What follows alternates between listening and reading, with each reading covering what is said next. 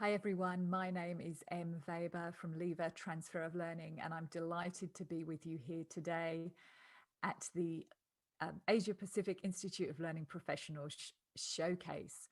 So thank you to Kerry, Bill, Michelle and team for inviting me to be one of the mentors today and to sharing some of my experience around learning transfer. So let's kick off and get into it. I'm excited for what I've been preparing for you all today. I've loved pulling this list together and really thinking about learning transfer strategies and strategy. So I'm not sure whether any of you have come across me before, have started my organization 18 years ago now, have worked solely for the last 16 and a half of that in the space of learning transfer, the behavioral change part of learning. I've written a couple of books in the space, and you can see we have lots of methodology users around the world. I have a wonderful team of people who deliver learning transfer conversations. Plus also we now have our Coach M chatbot on our team. We'll be sharing just a fraction more on that later, but just wanted to introduce myself and set the scene a little. So for setting the scene today, I know that Kerry and the team are really passionate about learning, creating behavioral change and desired business results. Kerry and I connected on that many, many years ago. So I'm assuming we have the common ground that learning is about creating behavioral change and business outcomes. If we haven't got that common ground, you're probably in the wrong session, just as a heads up. We're not talking about learning today. We're talking about outcomes and results and how we create those. So one of my aims for today, we'll do a bit of shifty work on the computer here, is to help you make smarter, better informed decisions about your learning strategy and specifically the learning transfer element of that, sharing a couple of tools that could be helpful to you, and also sharing a little bit of inspiration. So if you love a conversation about learning transfer, do get out there on Twitter. The hashtags are here on the screen. I know you'll be familiar. And of course, don't forget to tag me or do hashtag learning transfer. So I'm looking forward to the conversations in the Q&A and also some conversations on Twitter to follow. But let's take a moment just to get us all on the same page of what is learning transfer. And often it can really be about our language. So when we're talking about learning transfer, I think let's get to the bottom of what we truly mean. And I'll leave you to read this definition on the screen here.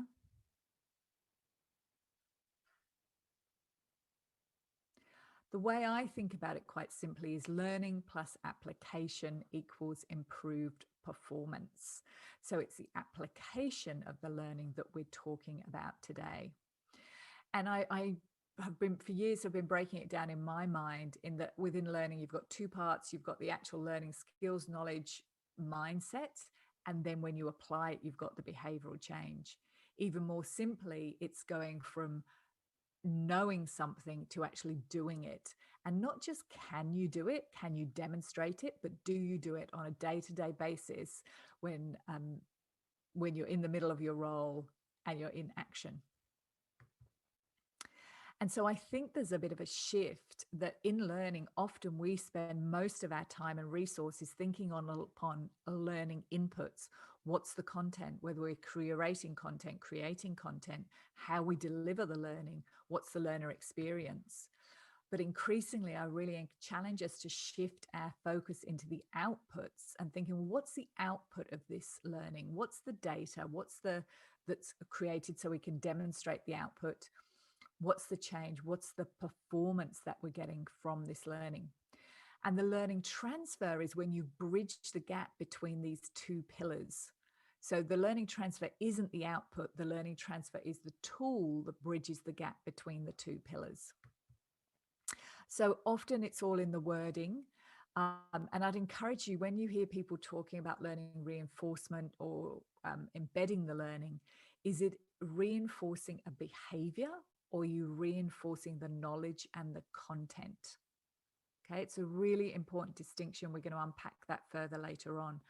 But all of these words can be used to mean learning transfer. But ultimately, we have to say, are we talking about behavioral change? And this is my favorite behavioral change dog, who's been with me many years now, not literally, just in a picture. I can't imagine looking at it. I haven't got a COVID pet, as many people have, um, but still I feel very fondly of this dog needing behavioral change. And one of the metaphors which we use for the behavioral change part of learning is that often the learning is the smartphone. It's all singing, it's all dancing, it's had the um, often the investment put into it, the time, the energy. It looks fantastic, people love it. Um, but if you put that smartphone into the market without a charger, its brilliance would be short-lived. So often the learning transfer is the charger to the programs or interventions or workshop, webinar, online module, mobile phone. So sometimes people like to just use that picture to help them imagine which stage we're talking about. Now, there's something important here, though, to bring into our minds, that there sometimes can be a confusion about the difference between transfer and measurement. And I think partly on the, the Kirkpatrick's 4 levels, the Phillips 5 levels, going up to ROI. Level 3 is around, behavioral change, going on to what's are people actually doing back in the workplace, which is fantastic. But remember that framework is around measuring those outcomes. It's not about how we create those outcomes. So I really encourage people to think about your learning transfer strategy as creating the outcomes. And of course, it helps you with your measurement outcomes, but you need to create the behavioral change as well as show and know whether that behavioral change happened, which is your measurement. So it's a subtle distinction, but I just raise that now because often people get confused between evaluation and measurement and transfer. So now we're all on the same page of exactly what we're talking about when we mean transfer, the behavioral change, the application of learning. Why is this important to us? Well, as learning professionals, it should be important to us because we know, and I think we can look at all the stats and figures. And I remember that the stats and figures used to say it's only 10 to 20% of learning that's transferred. There's been some more recent studies that are saying, well, actually that's increasing now, or we can in CEB Gartner, or we can look at Rob Brinkerhoff. But I still think if we're getting 50% of learning lost, it's still too much. And I think instinctively we know as learning professionals that there is a problem with scrap learning. There's a problem that people are leaving our learning intervention and not fully applying what they've learned. And we did some research back in 2017 that said, and I'll send you a link to this report if you want some additional resources, that 76% of learning professionals surveyed felt that after learning, support for behavioral change was either non-existent or could be improved. So I think as an industry, we know this is an area we can get better at. We have some exceptional instructional design, some exceptional learning design happening there in the industry, in our profession. But learning transfer, I think, is something we can all sharpen our skills on. So let's talk about our learning transfer strategies. Let's start off with when you don't need a learning transfer strategy. Talk about implementing that learning transfer strategy and also a few tactics around our learning transfer. So when do you not need a learning transfer strategy? Well, when you're creating some kind of learning intervention, or you have a problem in the business that you're looking to solve, and you'll be saying, is there a learning solution that's needed for this business issue which I'm trying to solve? If it is a learning solution, have a look and see whether it's a support learning solution or a stretch learning solution. Now, let me just explain what I mean by that. A support learning solution is something which happens at the moment of need when it's identified that someone needs some learning. So it may be that someone rocks up to a piece of machinery and needs learning on how to operate that machinery. They are going to get that instruction in that moment and they're going to apply it immediately because they need to use the machinery. Okay. The same could be said if someone is going into a difficult conversation and they look up on their company intranet or learning portal how to have a difficult conversation. If they're preparing for that conversation half an hour in advance, hopefully the night before, they're going to apply that immediately. However, a lot of learning we develop is stretch learning. It's about developing people. It's things like management, leadership. It's things that we don't necessarily have an immediate need for, but we need to keep growing ourselves and our teams and our organizations. And this is where it becomes important to have a learning transfer strategy. So think about it. If the learning is close to the moment of need, you don't need a specific transfer strategy because it's easy to transfer anyway. But if it's some kind of development, then you will need a transfer strategy. And when we're thinking about our transfer strategies, I think it's all too easy to put our head in the sands. Now, I know that's not you, because if it were, you wouldn't be in this session. So I'm glad you're exploring, and whether you're just starting to think about learning transfer or you already have some robust transfer strategies in place, you're on the journey, which is fantastic. I think in the past, it's been too easy to leave it to the managers. It's been far too easy to get distracted and really focus on the content, and you get so busy with the program. Even if you started with some learning transfer in your design straight up front, up the beginning, quite often our focus goes so to the actual delivery itself. I say delivery. I can do that on a video recording. You'll get so used to being on a phone where people can't see. That we get distracted and we don't actually implement well our transfer strategy, or it simply goes in the too hard basket, or we kind of focus on the easy bits. So there's a lot of reasons to avoid transfer, but I really want to encourage us today and to give you some tips to start moving forward. Now, one of the things I caution of upfront is around this manager's role in learning transfer. I love having managers involved in learning, and yes, let's have our managers doing their manager role, helping people grow and develop.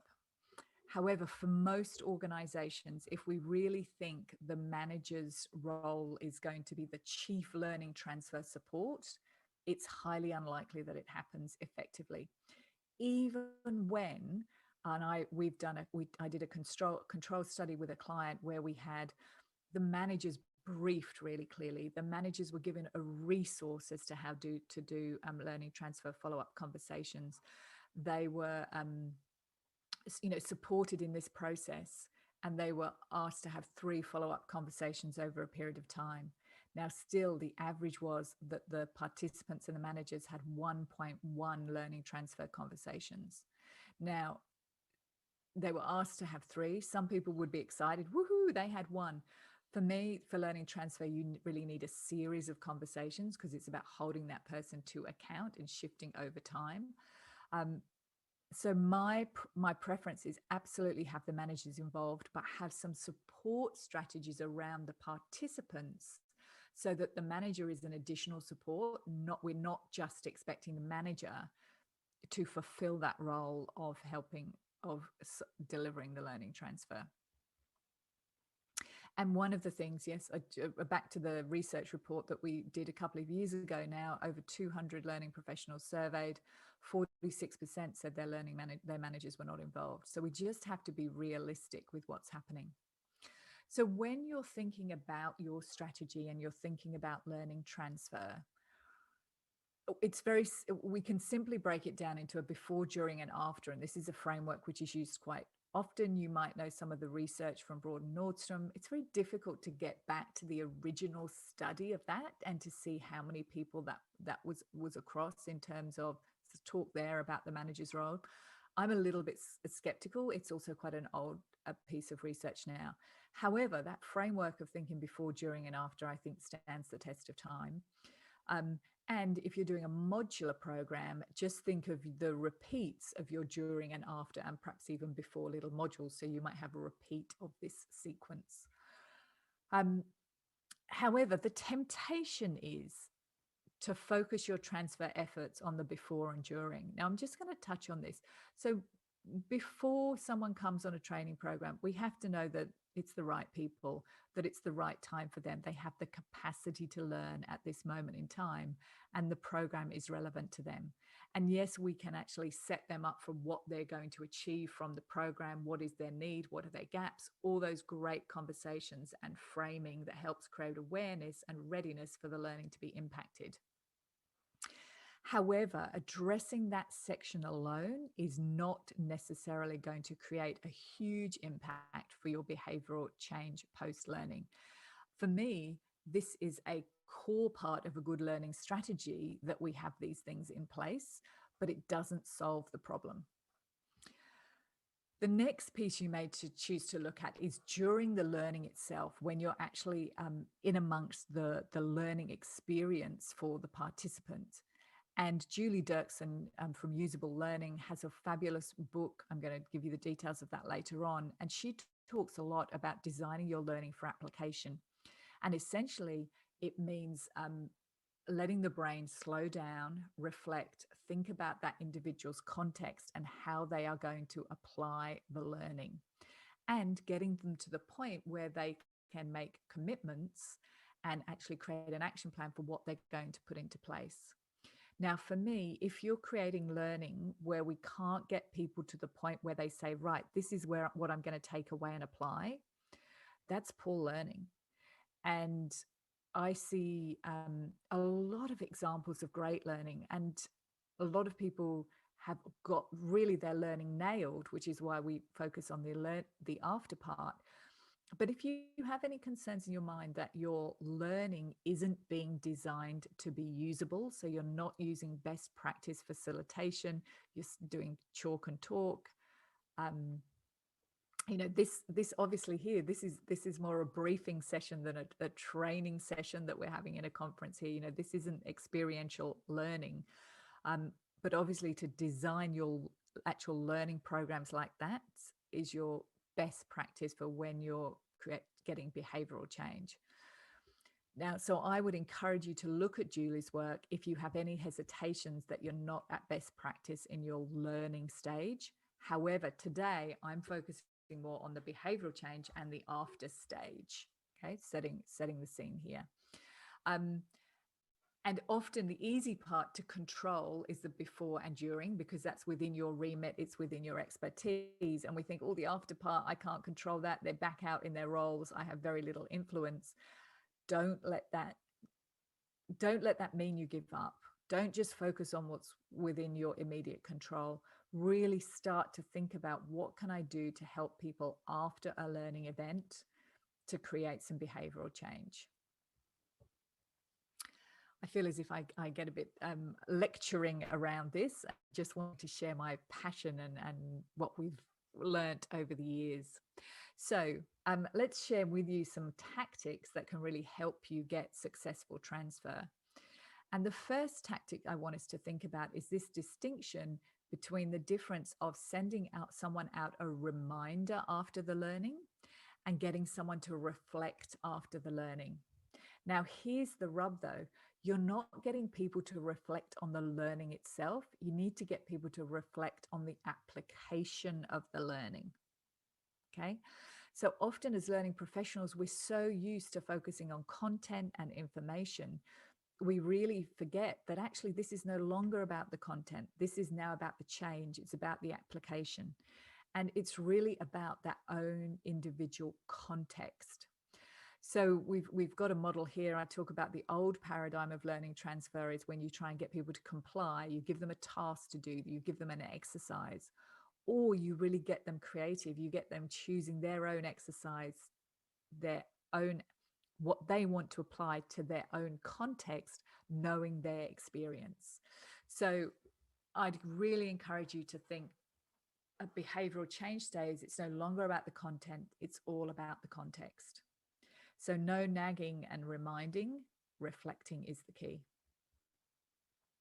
So through this reflecting, we can help people have a conversation with themselves and drive accountability. So I am big on people really reflecting deeply and working through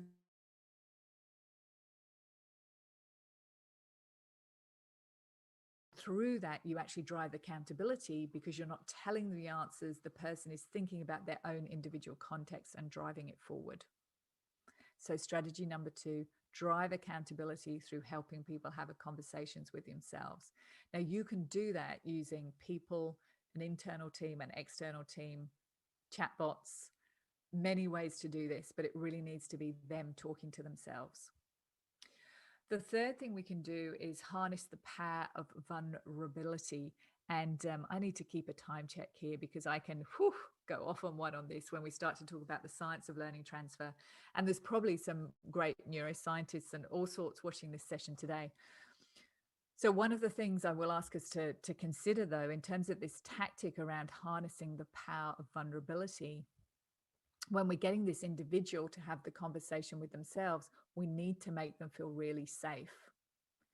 We know now in neuroscience that psychological safety and physical safety feels exactly the same in the physical pain, feels exactly the same in the brain. So psychological pain and physical pain. So we need to find a way to help people feel really safe. And I think that's one of the challenges, perhaps in some organizations with your manager, when you need to be really vulnerable. If they are looking after your pay packet and your promotion, that can be tricky depending on your culture. We've really found that the chatbot where people can't be judged really gives an edge for increasing that psychological safety, which has been fascinating. So I'm not going to go a lot now into the science of behavioral psychology. Suffice to say, it's about those internal cognitive conditions that will help drive the learning, whereas a lot of the time we're focused as learning professional on the task conditions. A lot to take in here. I'm giving you a taster, and of course I'm sure you'll do your own research. If anyone wants a copy of the paper around the behavioral psychology, please do reach out. In fact, I'll make a note. We can put that on the resources. So the fourth tactic, isn't this one we would love to get across our organizations, is getting people to slow down and reflect. Essential for behavioral change and learning transfer. We can't do a tick and flick, but that said, it can be 15, 20 minutes. So we can actually get people engaged. And we have, we're just completing a program out of the Middle East now. We've had 70% of participants slowing down to have at least 4 20 to 30 minute reflective sessions over a period of, I think it's 6 to 7 weeks, this particular, no, sorry, beg your pardon, 6 to 8 groups, this particular group. So you can slow down to get people to reflect. Don't shy away from it. I would say embrace it and really have that as part of your strategy. Okay. So a couple of things in the toolkit which you can actually then investigate and use it in your own time. One is around a learning maturity model, which we've created. And when we were talking earlier, we were saying, when do you need learning transfer, when you don't? So the maturity model is needed for your stretch interventions, not your learning that's going to be used immediately on the moment. And if you are doing stretch interventions, think about what's the strategic impact required of this learning intervention. And within my organization or my client's organization, what's the maturity of their transfer resources? So the maturity, it's kind of looking a little bit at perhaps the learning culture. And of course, you have different options for different stages. We are exploring chatbots here, but of course there's still human approaches. You can look at having internal teams having learning transfer conversations. You can look at external teams having learning transfer conversations. You can look at peer-to-peer teams having learning transfer conversations. So this is where we get people slowing down, reflecting, being held accountable to moving forward against their action plan. It's the absolute core of best practice learning transfer.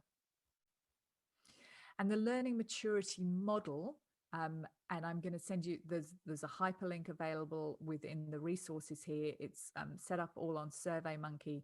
It helps you consider we've got three big headings here. the role of learning within your business, learning as an activity, the business's role in learning. So you can actually say, have I got a low maturity or have I got a high maturity using this model? Again, we could do a whole session just on working out your organization's learning maturity here, or you may have a gut feel, but feel free to use that as a tool and a resource to help you with your thinking. Also, it will help you around your thinking of measurement and evaluation. So whatever learning transfer strategy you're using or methodology you're using, this is our methodology, turning learning into action. You may have a similar one within your organization. We talked about linking those pillars earlier on. And the first stage in our methodology is a preparation stage where we get people primed and prepared for action. Now, this is often done in the form of action plans. There's nothing necessarily new about an action plan. The key is what is done with it afterwards. But it does break my heart when people say they have gone away from using action plans. So we've created a freebie. Say it again, it's free. It's an online action planning tool. You don't even need to download it. It's actually just live on a website.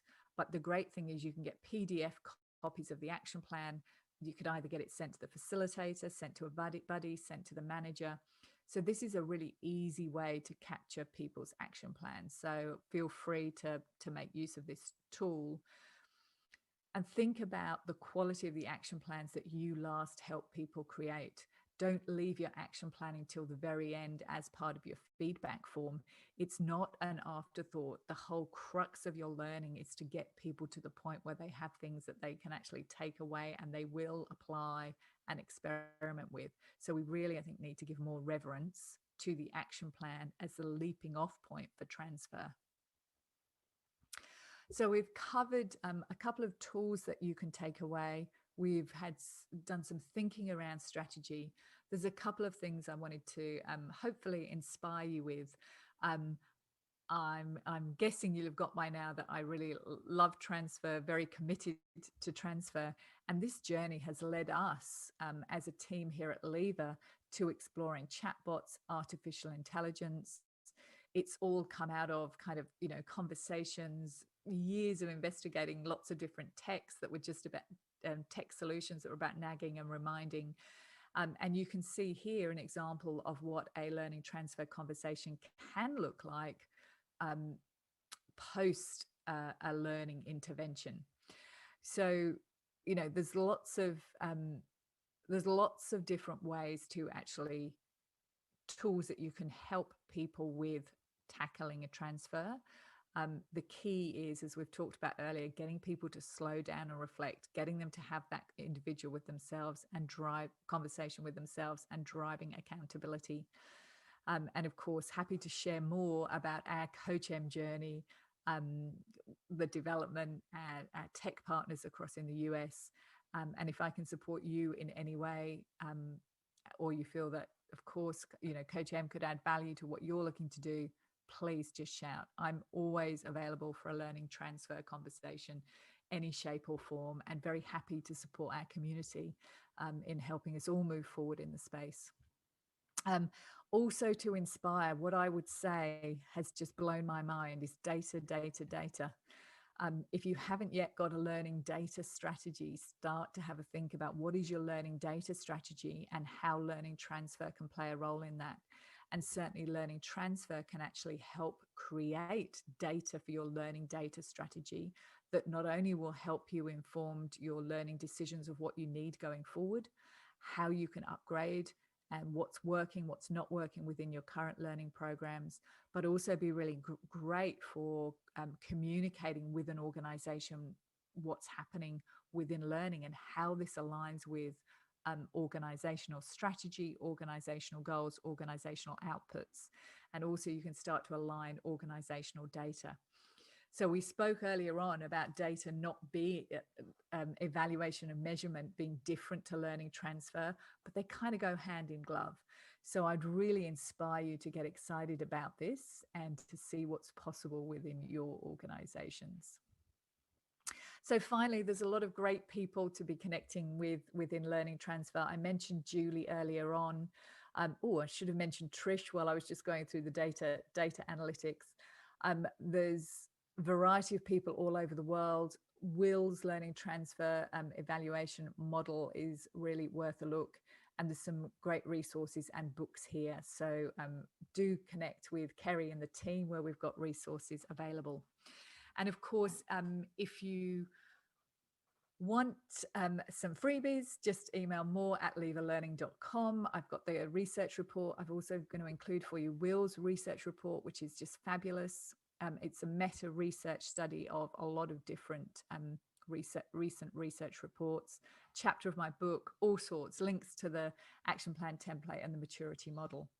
But most importantly, I'm around for Q&A today. If you are in the live session, I'm certainly here in the chat and enjoying learning from you all. And whether we're sharing on Twitter, whether you reach out, whether we're sharing now in the Q&A.